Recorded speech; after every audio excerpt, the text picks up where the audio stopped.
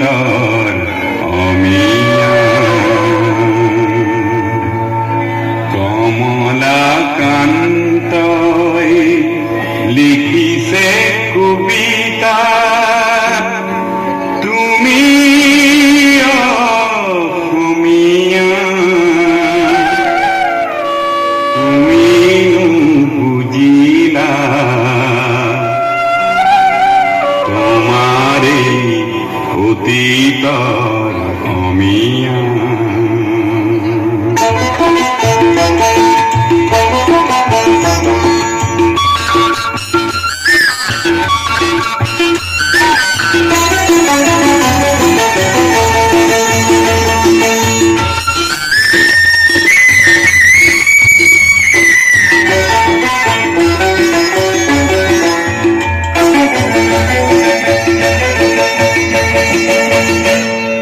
শংকৰে দিছে নামৰ কঠীয়া